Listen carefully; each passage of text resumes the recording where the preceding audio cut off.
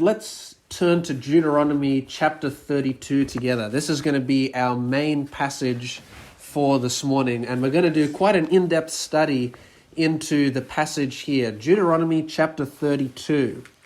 And this chapter is actually a song of Moses. It's very interesting that we're told specifically that this is a song that Moses gives, and it's his final parting words to the people of Israel as they're on the border of the promised land. This is the very last thing that Moses is going to say to the Israelite people. And as he gives this song, he actually begins to speak prophetically. He looks at the future of what Israel will be, and he sees that in very short time, Israel is going to fall into apostasy. They're going to fall into idolatry. And so he begins his song with the words that Sarvel spoke at the beginning, talking about God's justice, his faithfulness, that he deals rightly, and about all of the provision which God gives. And then this is immediately contrasted with the unfaithfulness of Israel and their lack of loyalty to God and to his covenant. So picking up where we began in Deuteronomy 32 verse 5, we read the following: "They have dealt corruptly with him," that is God. "They are no longer his children because they are blemished. They are a crooked and twisted generation. Do you thus repay the Lord, you foolish and senseless people? Is not he your father who created you, who made you and established you?" And just going to quickly share my screen. Good thing I remembered this sooner rather than later. So immediately we're told here that the people of Israel, despite everything that God has done for them, they're going to turn their backs on God. And if we think about what God has done for them, even after the Exodus, it's a lot of things. So he brings them out from Egypt, he parts the Red Sea, he provides food for them, he brings water out of rocks, he protects them from scorpions and snakes, he makes sure that their shoes never wear out. He gives them multiple military victories, so he keeps them physically safe from attacking armies. And of course, he's about to give them right now the promised land. So God has done over and above these incredible things for Israel. And yet, Moses says that the people will deal corruptly with God, that they are a twisted and crooked generation. And I love what he says in verse 6, "Is this how you repay all of the things that God has done for you? After everything he's done, you're going to fall into idolatry and apostasy. You're going to fall away from the God who's done everything for you." And then we get Moses decides to bring his readers or his listeners' attention back to a very, very old story of God's covenant faithfulness. We read it in verse 7. Moses is going to bring the people of Israel's attention back to a time of showing God's faithfulness to the people of Israel. So verse 7 says, "Remember the days of old. Consider the years of many generations. Ask your father, and he will tell you." So Moses, he's asking us to go all the way back in history. Remember the days of old. Consider the years of many generations. Okay, so we have this idea there's some old event in history Moses wants to tell us about. But what is it?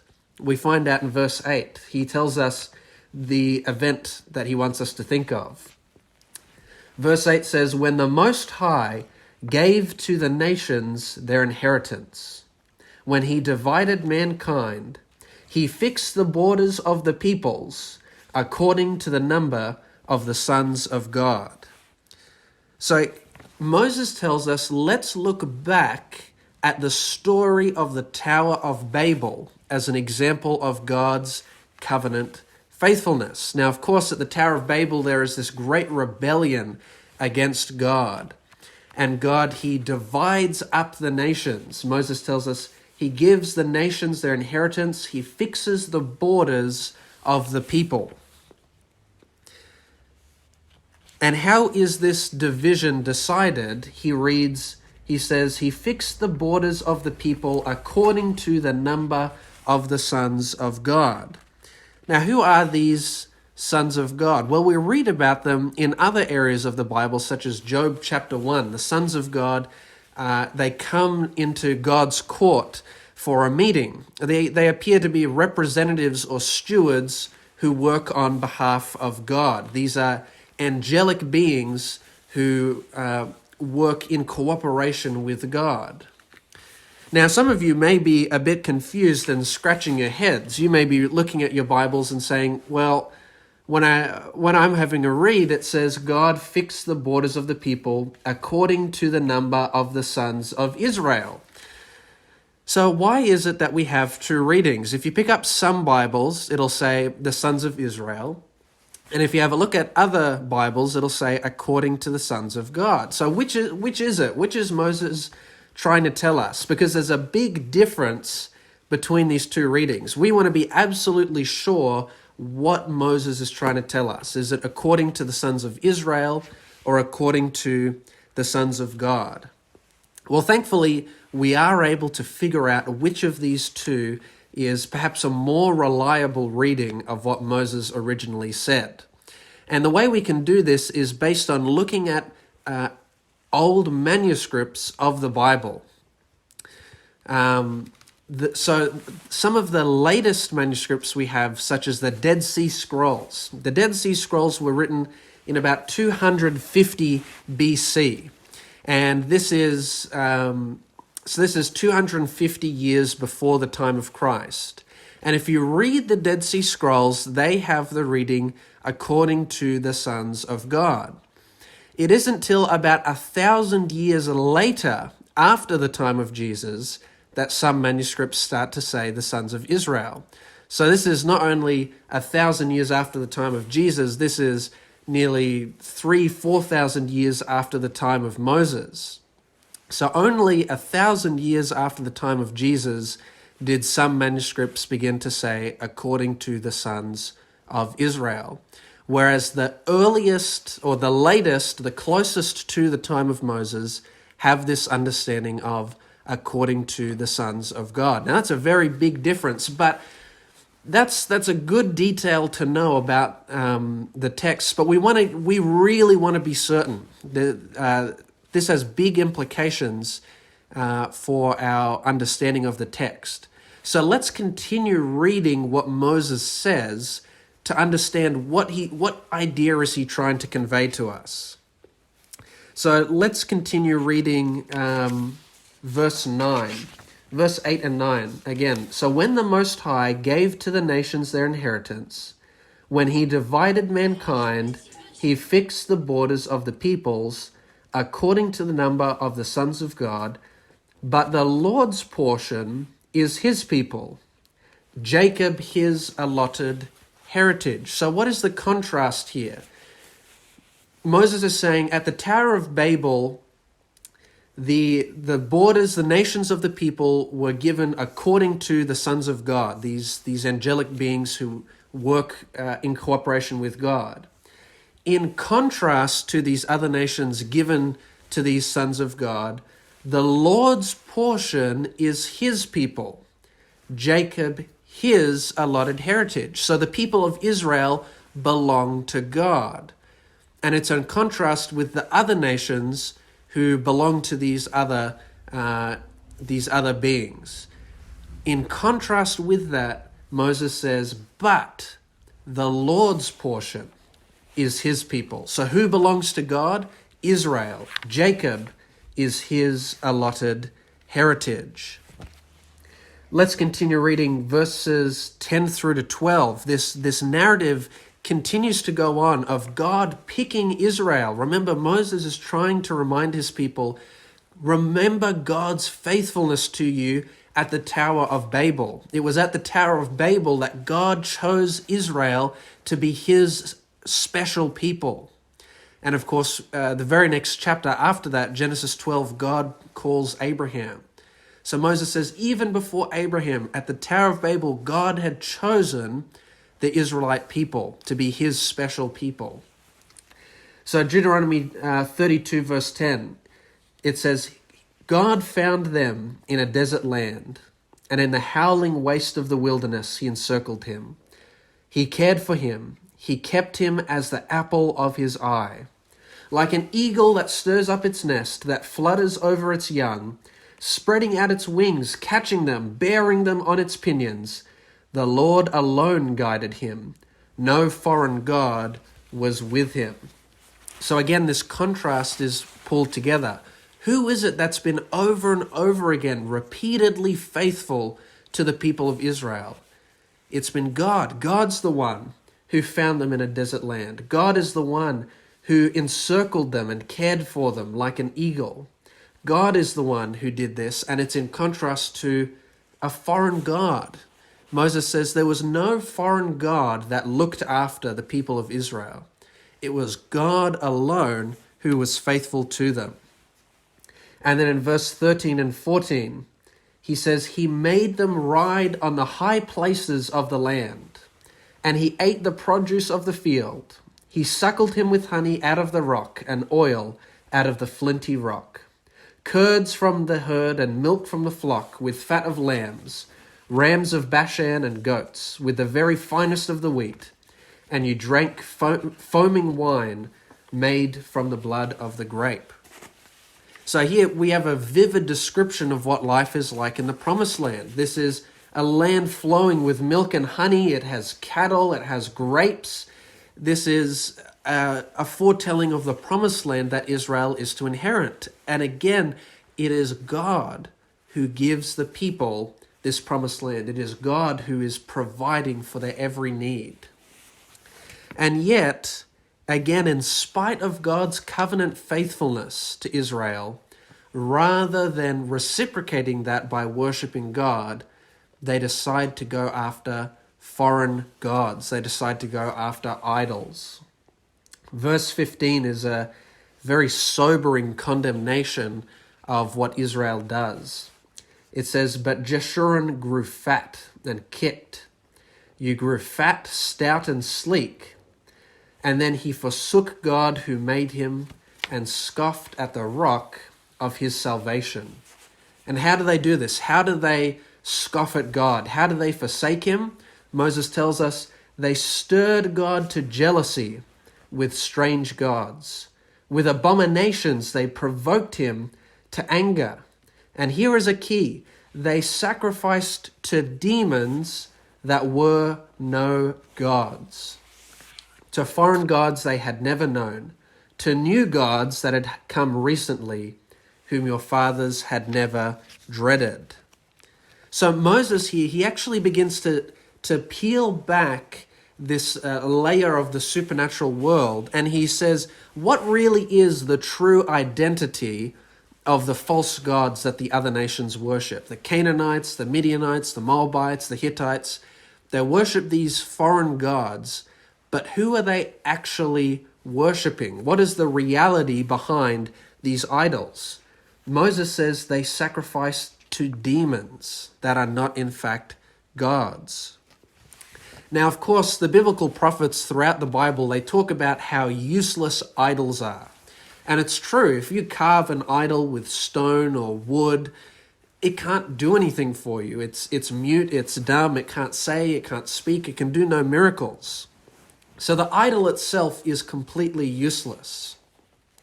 But the biblical authors also recognize that behind that idol was a very present and dangerous spiritual reality. That behind that idol that a man had made was actually a demonic presence. And Moses is not the only one to talk about this. For example, in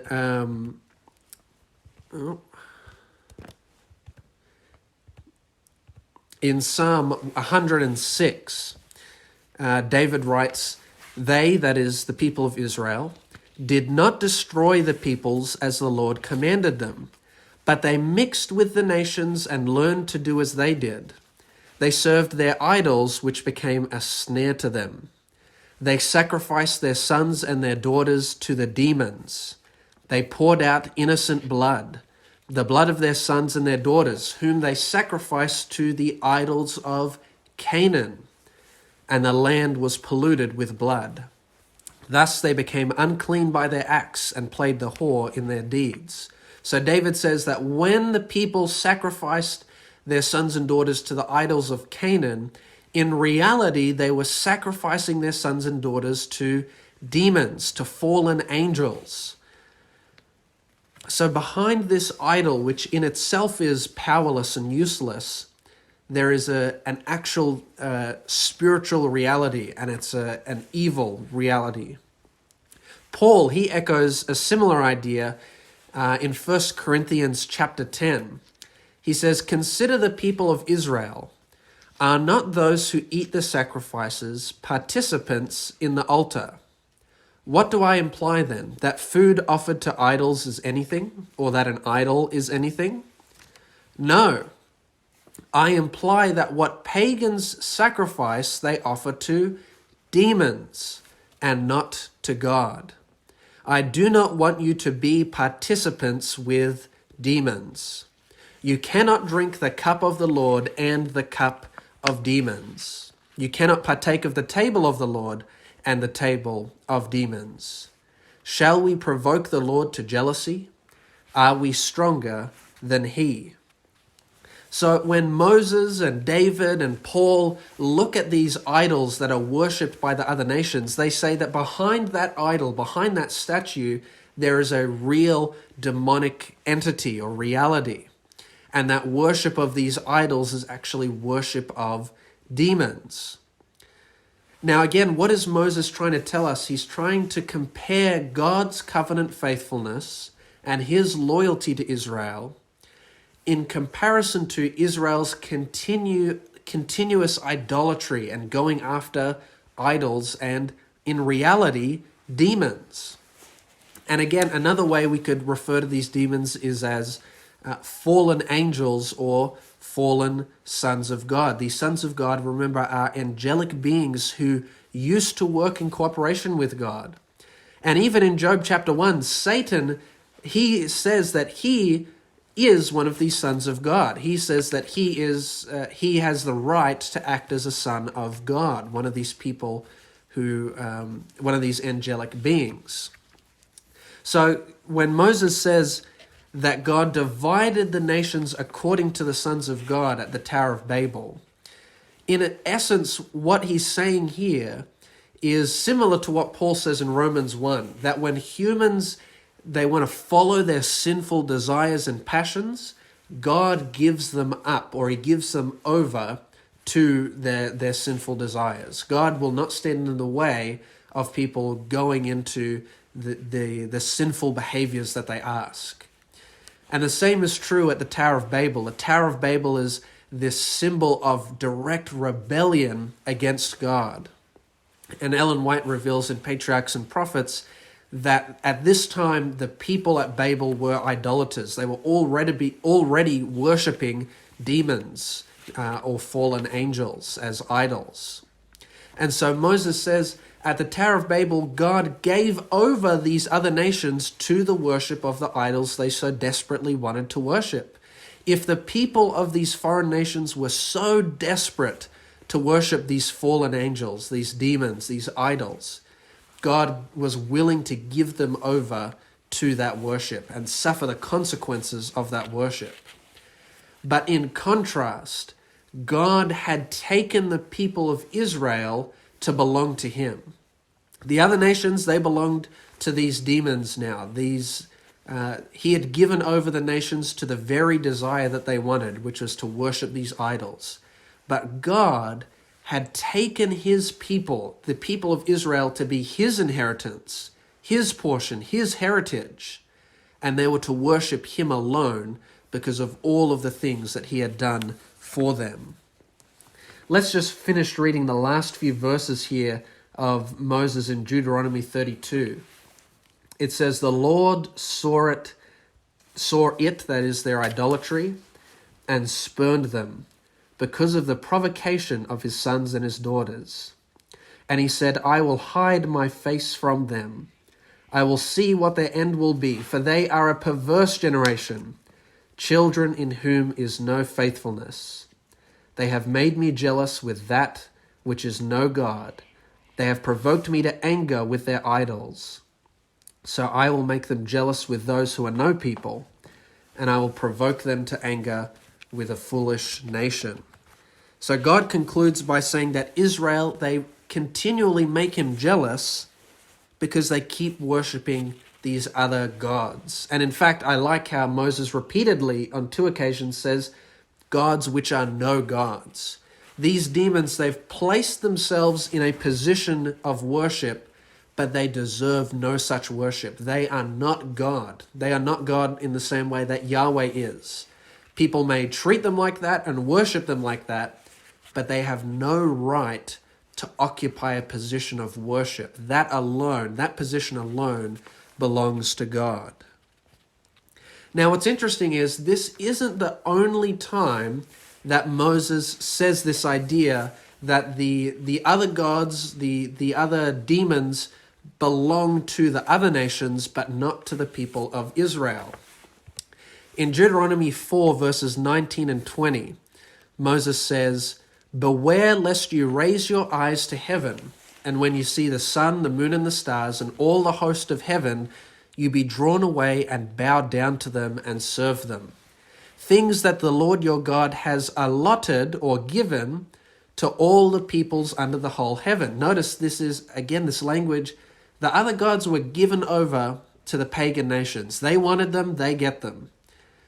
God allotted those foreign gods, these demons, to the people under the whole heaven.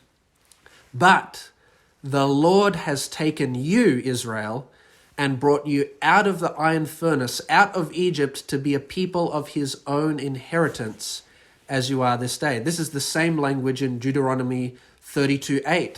But Jacob is the Lord's portion, and Israel is God's inheritance. The other nations have been allotted these other demonic realities, but Israel is God's inheritance. Moses repeats this idea in Deuteronomy 29, verse 25-26. And prior to this, it talks about calamity coming upon the people of Israel. So it says, then the people will say, in light of this calamity that's fallen Israel, why did this happen? It is because they abandoned the covenant of the Lord, the God of their fathers, which he made with them, when he brought them out of the land of Egypt. They went and served other gods and worshipped them, gods whom they had not known and whom had not been allotted or given to them. Again, coming back to this idea in Deuteronomy 32, they keep worshipping gods who had not been given or allotted to them. These other gods were allotted or given to the pagan nations. God says, if you want to worship the idols, go for it. I'll give them over to you. But when it came to Israel, they were not to worship these other gods. They had not been allotted to them. God alone was to be worshipped by the Israelite people. Now, what's even more fascinating is other biblical authors quote Deuteronomy 32 verses 8 and 9 again. And again, they see that this contrast is between worship of God and false gods. So, for example, the prophet Jeremiah, he says in Jeremiah 10, every man is stupid and without knowledge. Every goldsmith is put to shame by his idols. For his images are false, and there is no breath in them. They are worthless, a work of delusion, and at the time of their punishment they shall perish. Not like these is he who is the portion of Jacob. This is a direct quote from Deuteronomy 32:9. Not like these idols, these false gods, is he who is the portion of Jacob. For he is the one who formed all things, and Israel is the tribe of his inheritance. The Lord of hosts is his name. Again, this call back to Deuteronomy 32:8. Israel is the tribe of God's inheritance. Israel belongs to God. The portion of Jacob belongs to God. And again, the contrast is in God versus these false gods, these demons. And Paul says the same thing when he's preaching in Athens, and he's disturbed by the idolatry that is happening in Athens. And as he preaches, he again quotes Deuteronomy 32:8 and 9. It says, "And he, God, made from one man every nation of mankind to live on all the face of the earth, having determined allotted periods and the boundaries of their dwelling place." That's, again, this allusion to the event of Babel. At Babel, God determined the boundaries of the people, and he allotted them. He determined allotted periods and the boundaries of their dwelling place, that they should seek God and perhaps feel their way toward him and find him. Yet he is actually not far from each one of us. For in him we live and move and have our being, as even some of your own poets have said. For we are indeed his offspring. Being then God's offspring, we ought not to think that the divine being is like gold or silver or stone, an image formed by the art and imagination of man. So notice Paul, he quotes from Deuteronomy 32:8 and 9, and what does he say? God is not like these other false gods, these fallen angels, these demons who masquerade and pretend to be gods to be worshipped. He's not like an image made of gold or silver and stone. He's the creator of all things. He's the one who divided up mankind at the Tower of Babel. So even when other biblical authors quote from the Song of Moses in Deuteronomy 32, Jeremiah and Paul, they have again this idea that it's God in competition with these false gods. And so really what we find here is this overall theme that the Bible authors are telling us, that there is a cosmic battle, a great controversy between God and these false gods. And as Moses said, these gods are no gods at all. They are demons. They're the fallen sons of God. There's this cosmic battle between God and the forces of Satan. And while God is trying to encourage people into a true worship of him, these demons are more than happy to keep people enslaved in a false counterfeit system of worship to them. And when we understand this idea, it really brings a whole new level of understanding to the theme of the great controversy. The main issue in the great controversy is, what is the character, the nature, and the law of God really like? Is God really loving? Can he be trusted? Or is he this corrupt dictator? Is he arbitrary in his lawmaking? And so God allowed for Satan an opportunity to demonstrate what he would do in contrast. If God's method of ruling the universe is so bad, well, what would Satan's look like?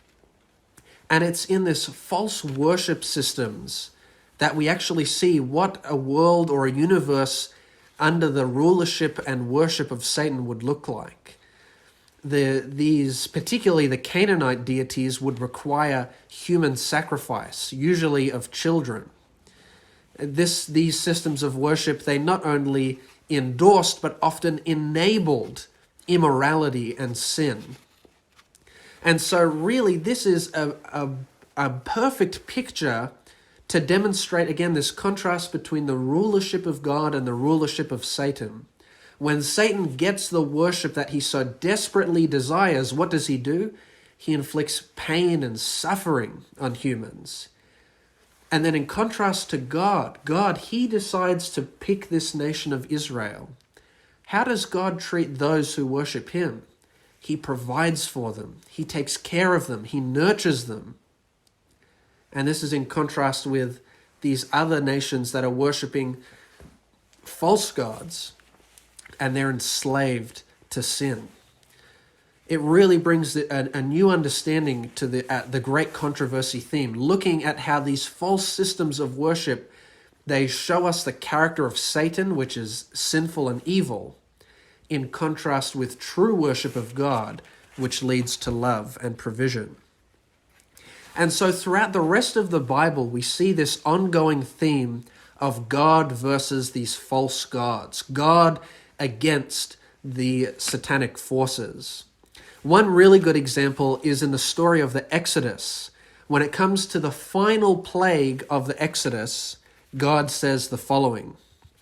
He says, "For I will pass through the land of Egypt that night, and I will strike all the firstborn in the land of Egypt, both man and beast, and on all the gods of Egypt I will execute judgments.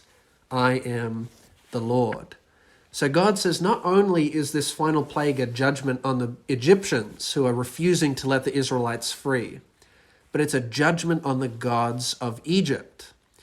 And again, when we read the insights of Ellen White on the plagues, the magicians were able to replicate the first two plagues that Moses and Aaron performed.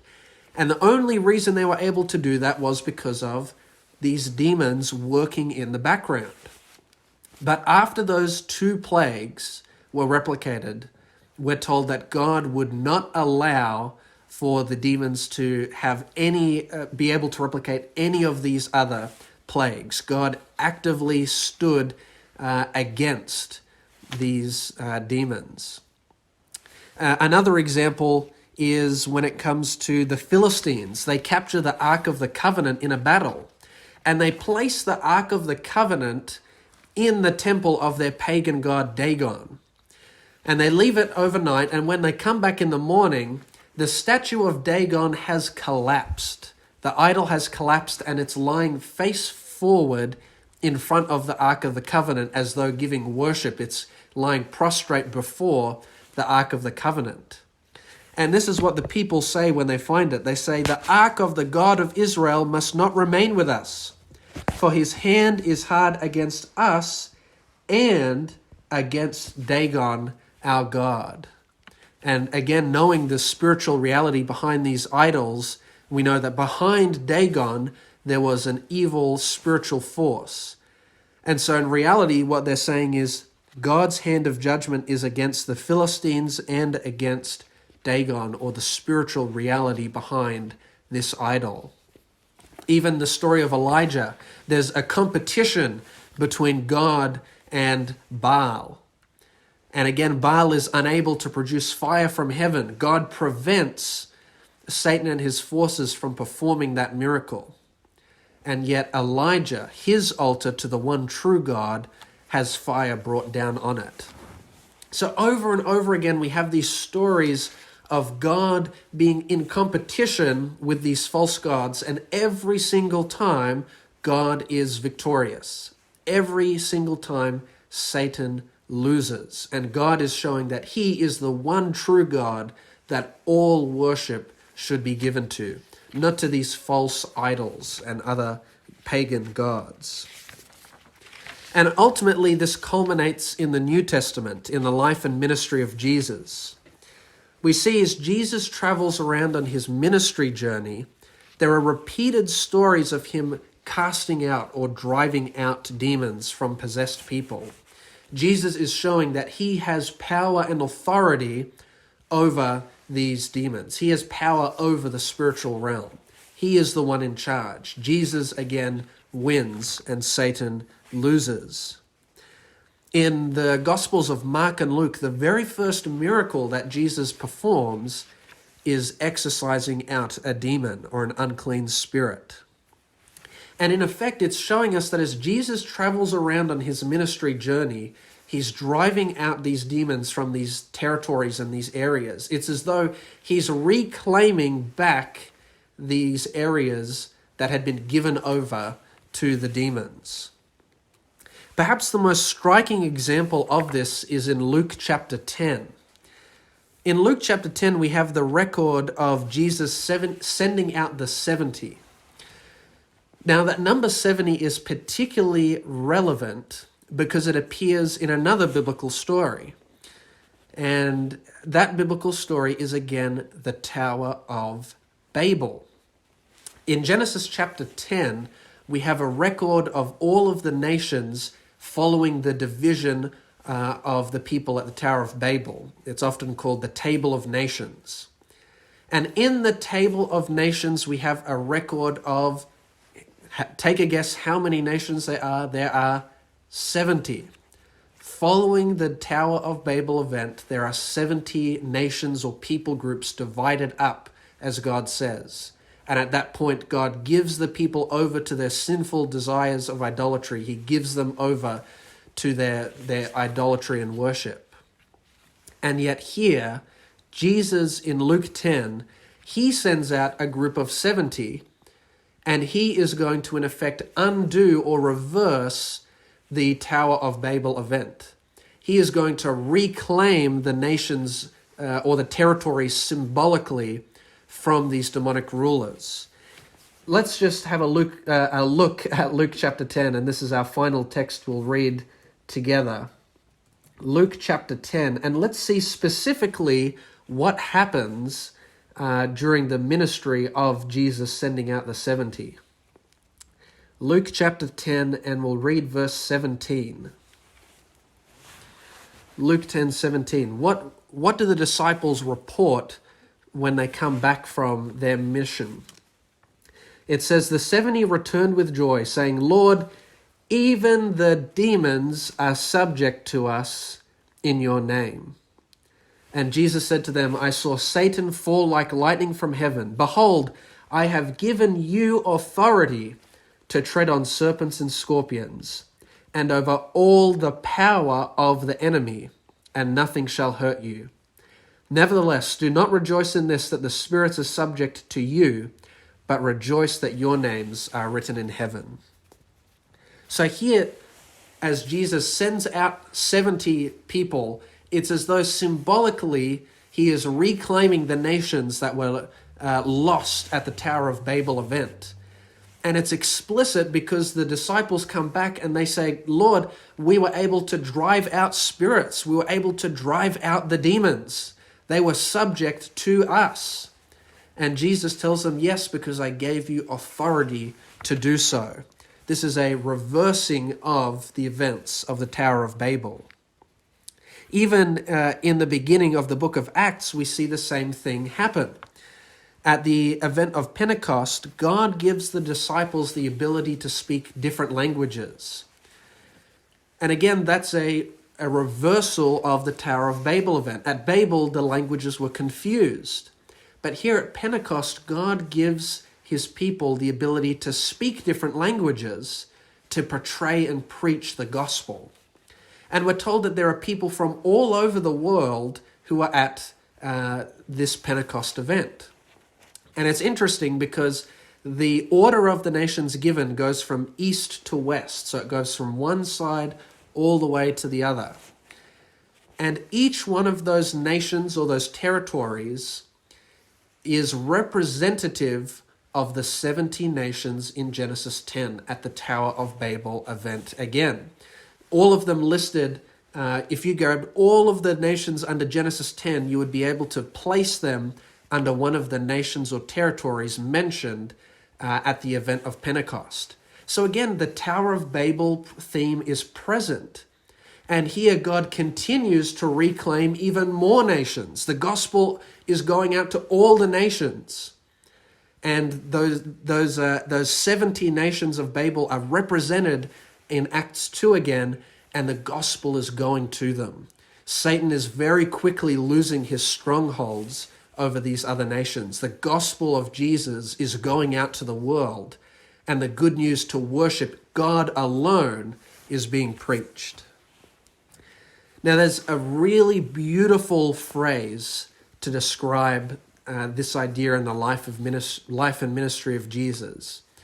The early Christians called it Christus Victor, which is Latin for Christ victorious.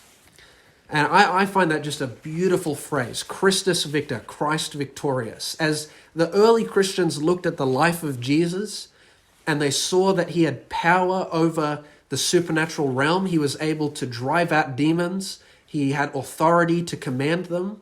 They saw Jesus as being this triumphant leader, him reclaiming the world to be under his power, taking away the role of the rulership of Satan and making Jesus the new Son of God. He is the new Son of God who rules over the entire world, and he is victorious over Satan. Just as we saw God victorious over the false gods in the Old Testament, Jesus is victorious over the demons and the powers of Satan in the New Testament. Christ victorious. Jesus is the winner. Satan just continues to lose and lose and lose. Jesus is the one who is victorious. Now, of course, the ultimate culmination of this is going to be at the great white throne judgment, where Satan and his forces are destroyed forever. Finally, the world is set free from Satan and his influence. A new heaven and new earth will be created again, and God will have complete rulership over it. And I want to finish by reading one last verse from a prophet who, again, quotes from Deuteronomy 32. And this time he looks forward to a point in history where God is victorious. And he does it by quoting again from Deuteronomy 32. This is the prophet Zechariah. As he looks forward to a new Jerusalem, he says, "Many nations shall join themselves to the Lord in that day, and shall be my people." So notice God, he is bringing all nations to be under him. All nations will worship him. No longer will the nations worship these false gods, but they will worship him. It says, "I will dwell in your midst, and you shall know that the Lord of hosts has sent me to you, and the Lord will inherit Judah as his portion." Again, a direct quote from Deuteronomy 32:9. God is going to inherit Judah again in the Holy Land and will again choose Jerusalem. Except this time, the people in this new Judah, or this new Israel, and the people who live in this new Jerusalem will be people from many nations. Every tribe, nation, and tongue will be a part of this new Judah, this new Jerusalem. And again, I love that God says, just as I chose you at the Tower of Babel, I'm going to choose you again to be my portion and my inheritance. I will choose you to be my people. And this group of people will be from many nations across the world. It won't just be the Jews themselves. It'll be people from across the world who come into this new kingdom that I am creating.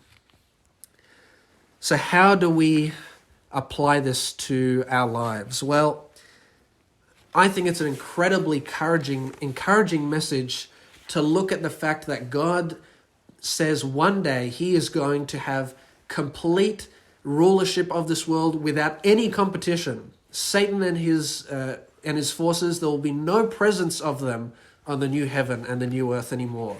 God will finally be ultimately and completely victorious. He will be the one who wins in the end. And I think it's important that we also keep in mind, again, this idea that we live in the midst of a cosmic battle. We live in the midst of this great controversy. And in this great controversy, Satan is trying to bring anyone and anyone into worshiping anything but God. These days, particularly in our culture, Satan doesn't usually try and give off idols of silver and gold or wood or of stone, but he's still making idols to distract and lead people away from a true worship of God.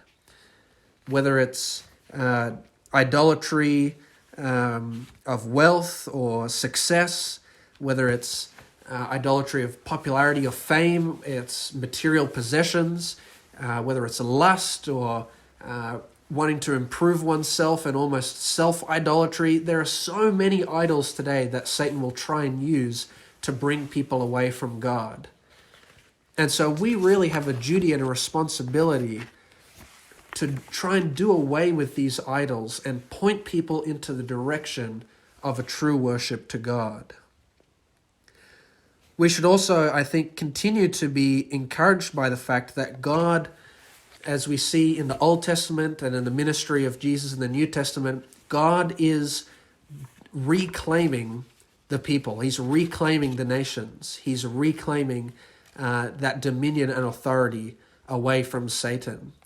And it's interesting that Jesus, the last thing he says to his disciples in Matthew 28 is, "All authority under heaven and earth has been given unto me.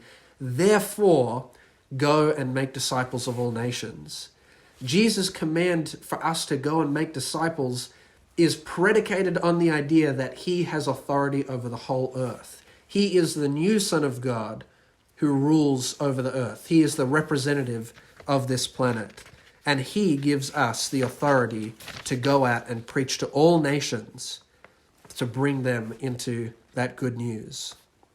We are called to prepare people for that final day of judgment. And when that day comes, we want for them to be a part of God's portion, to be a part of God's inheritance, a people that God chooses in that New Jerusalem. So the question is, do we take that calling seriously enough? Are we doing enough to bring people into that New Jerusalem, into the inheritance and portion of God? Are we participating in the triumphant missionary march of Jesus under that banner, Christ victorious? If Christ is the ultimate victor, and he is, what do we have to fear from Satan and his forces? I want to encourage us this morning. If we're not taking seriously enough the cosmic battle that we're in and the calling that we have to bring people into the kingdom of God, let's change that. Let's change that in our personal lives. The reason Israel kept wandering off to other idols is because they forgot what God had done for them. If we go back to what Moses said in Deuteronomy 32, the people forgot what God provided for them, that God had done everything possible for them. They forgot all of the things that God had done. They had no gratitude. And because of that forgetfulness, they wandered off after other gods, after idols. Perhaps we sometimes make that same mistake. And perhaps if we want to take more seriously the calling that God has placed on our hearts, the calling that every Christian has, we need to remember how God has saved us. We need to reflect on all of the things which God has done for us. So I want to encourage you this afternoon, as you take time to spend with God on this Sabbath, be intentional in reflecting on what God has done for you in your life. Think of specific times or events where you know God has provided for you. Think about your testimony and how God has rescued you from sin. And when we begin to reflect and think about all the good things that God has done for us, we will be motivated to bring other people into that same experience, to bring them into the kingdom of God and have them be a part of God's inheritance and portion. And when we find that motivation, that enthusiasm, that conviction to share the gospel, I want to encourage you to not be afraid of anything.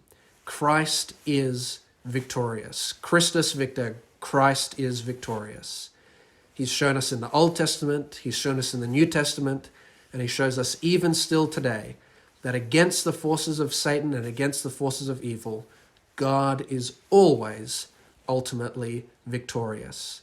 And we should be proud to go and be missionaries for God, marching under that banner, Christ is victorious.